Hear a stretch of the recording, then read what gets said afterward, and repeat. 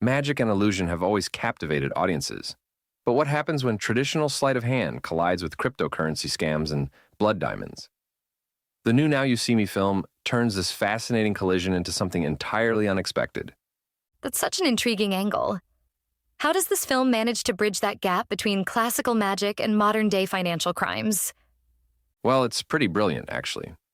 They introduce these three new magicians who kick things off by exposing a cryptocurrency scam through an elaborate illusion that recreates the original Horseman. You know, it's like watching old-school magic evolve right before our eyes.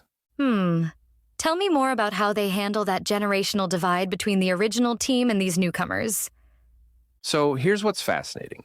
When Jesse Eisenberg's Atlas shows up at their door, you can immediately feel this tension, especially with Dominic Cess's character Bosco. It's like watching two different magic philosophies clash. The grand theatrical tradition versus this new tech-savvy approach. That must create some interesting dynamics when they're going after their target, Rosamund Pike's character. How does that play out? Oh man, Pike is absolutely brilliant as Veronica Vanderburg.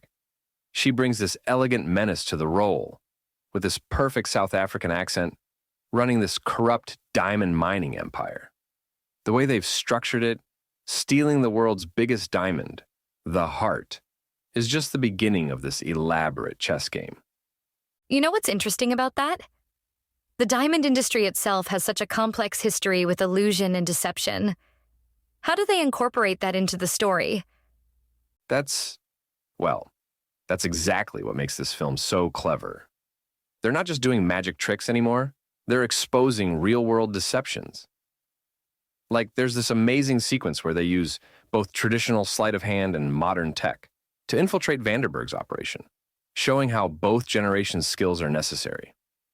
And what about the new team members? I'm particularly curious about how they establish themselves alongside such well-known characters. So Ariana Greenblatt as June is this absolute revelation. Her character brings this fresh energy that feels totally authentic. And Justice Smith's Charlie starts as this behind-the-scenes tech wizard, but becomes crucial to everything. It's like watching the future of magic taking shape. That must create some spectacular moments when they're actually performing their illusions. How do they handle showing the magic this time around? You know what's really bold? They actually break magic's cardinal rule by showing us how some of these illusions work. But they do it in this clever way, where the reveals are just as entertaining as the tricks themselves. And with these gorgeous locations like Abu Dhabi, every sequence feels both intimate and epic. Speaking of locations, how do they use these different settings to enhance the story? Well, each location becomes almost like another character, from New York's streets to Abu Dhabi's modern architecture. There's this one sequence where they use the city's geometric patterns and reflective surfaces to create this mind-bending illusion that would be impossible anywhere else. That's fascinating how they've managed to evolve the franchise while keeping its core appeal. What do you think this says about the future of both magic and storytelling? I think what's really interesting is how they've shown that magic isn't becoming obsolete in our digital age. It's adapting and becoming something new. Like, they've created this perfect framework where traditional illusion and modern innovation can coexist and even enhance each other. So, what would you say is the biggest takeaway from this evolution of the franchise? You know, I think it's how they've managed to make magic feel relevant and exciting in our digital age.